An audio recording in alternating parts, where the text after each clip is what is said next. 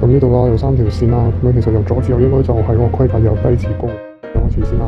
咁就呢一條，咁樣呢條就係一條USB 3.2 Gen 2x1 嘅一條 cable 啦。咁樣你見到係 USB Type A 頭，即係呢一個 Type A 頭啦，去 Type C 頭噶啦。咁樣佢嘅規格係3.2 Gen 2x1咧，嘅意思其實就係話其實佢係行到10G 每秒，可以傳送到10Gbps嘅數據啦。咁呢一度都有寫住，咁就係呢一度啦，咁寫住10G啦。咁樣基本上其實而家呢啲線都已經唔算係最高規格嘅，所以其實都好平，所以都係15蚊嘅啫。咁你見到啦，其實呢條線就真係唔係好長，得25 cm 嘅啫。咁樣其實攞嚟即係就算攞嚟做數據傳輸都，即係可能你喺部手機啊，你喺手機度過相啊，或者過啲大資料，或者好似即係有時候如果你係有需要嘅，就可能會有啲外置嘅硬盤啊。咁樣其實一條咁短嘅線就已經咁樣夠你放喺台面嗰度過啲數據，其實都已經好夠用啦。所以就揀咗條咁短嘅線啦。呢條線短啲，咁你啲電咧唔使過咁長嘅路咧，咁就嗰個電阻都冇咁大啦。咁所以其實都對，即係都會容易啲可以達到嗰個電流嘅要求啦。即係咁樣，同埋有啲而家佢哋都會要求其中一啲嘅頭有 SS 呢兩隻字啦，咁樣代表其實係 USB 3.0嘅規格，但係幾快就你要自己去睇翻啦，咁樣或者自己去測試下。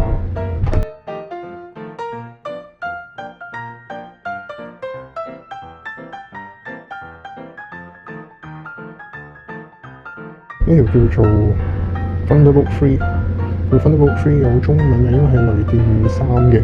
咁樣其實呢個規格同頭先呢一條USB 3.2 Gen 2x1其實個規格推出嘅時間都差唔多，但係佢有一樣嘢就係其實佢 Thunderbolt 3咧就係一個由 Intel 啊同埋一啲比較大嘅一啲公司，一啲嗰啲科技公司自己推出一個規格啦。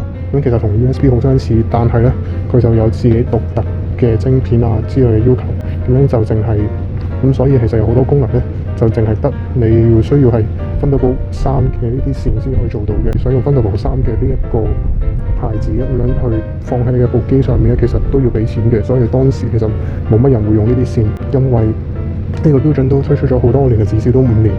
咁樣所以其實佢嗰個第一，佢嗰個製作成本冇以前咁高啦。第二，而家你有新嘅標準推出咗之後，其實都冇呢一類線，其實冇以前咁大嘅吸引力。咁樣另外啦，其實 Thunderbolt 3咧有一樣嘅重點咧，就係其實佢就可以支援埋一啲顯示屏嘅連接啦。你可以直接用呢條線咧，就駁落啲 mon 度。然後佢就其實可以當埋一條影像線咁樣去出影像啦，但係同時間佢亦都可以繼續去回送翻啲傳輸嘅一啲嘅資料啦。3咧其實佢就好嚴格啦，佢就一定係只可以用 Type C 去 Type C 嘅頭啊，咁樣。同埋你都見到佢就有一個閃電啦，有個閃電嘅 logo， 在下面有個3字，咁樣就話俾人知其實呢條係一條 Thunderbolt 3嘅線啦。好，咁樣攞翻一條之前頭先嘅線。咁樣，啱啱嗰條 USB 3.2 10G 嘅線，好明顯啦，就見到咧，佢兩個頭咧個大細咧就好有啲差別嘅。咁同埋有一個好特大嘅特徵，咁樣望落去，大家應該都清楚噶啦，就係條線嘅粗幼，好明顯咧。Thunderbolt 3嘅線咧，咁呢樣啦，其實作為一啲數據線，其實我自己就冇需要咁長啦。所以就決定都淨係買條70 cm嘅線啫。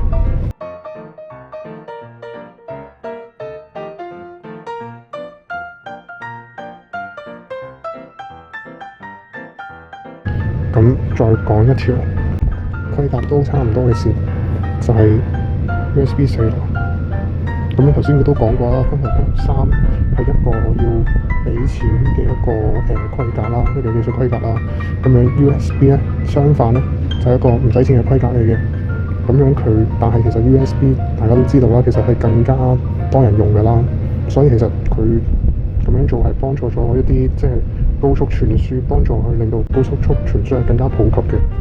咁樣你都見到，其實 USB 4咧呢個寫住啦。咁樣其實都有好多嘅要求嘅。第一，咁樣要可以過到 8K 60 FPS， 即係每秒60個畫面啦，咁樣同埋 8K 嘅畫面啦。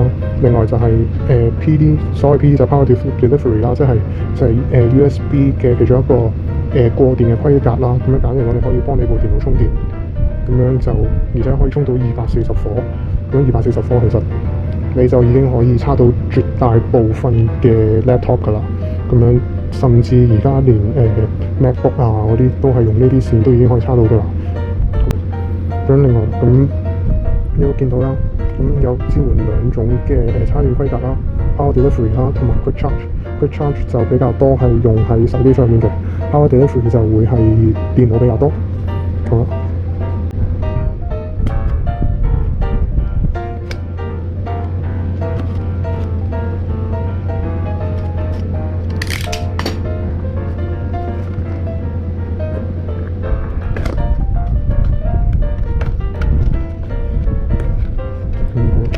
我再可能出嚟先。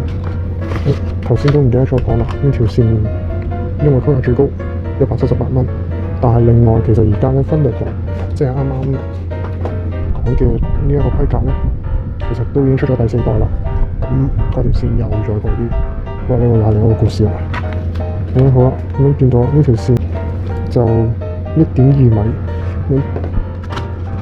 咁點解要揀咁長咧？咁高規格嘅線路先，呢條線咧，除咗攞嚟過資料之外，頭先都講過可以攞嚟叉電，咁樣所以咧條線咧就有少少專登揀咁長嘅。咁佢輸電嗰個規格啦，48伏 5A 加埋就240火啦。以前呢一款 Type A 嘅頭咧有一個問題嘅，就係咧佢得一邊係有嗰啲嘅連接頭嘅，你見到。咁就算你再點樣都係得大約4至8個頭啦。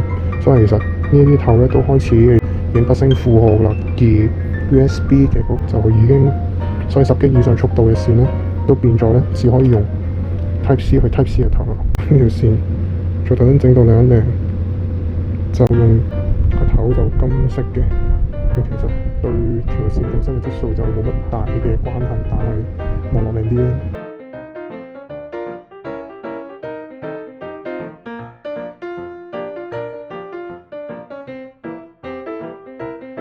或者可能如果你以前係用開嗰啲轉嗰啲 hard disk 嘅話，就轉用 SSD 啦，咁固態嘅硬盤啦，咁其實佢哋就讀速度，佢哋速度就會快啲啦，讀嘢寫嘢都快啲啦。咁樣再加條線，咁樣再加埋你哋電腦又接受到呢啲線嘅話，其實成件事就會快好多。大街 B 就會比細街 B 多8倍嘅資料，再加埋可能有時候有啲損耗啊，咁樣就變咗係除10。咁而家你咁樣最有可能就係最有機會就最好最理想嘅就會做到4 G 啦。你每過到4 G 嘅資料，你就已經好快已經可以過到好多嘢啦。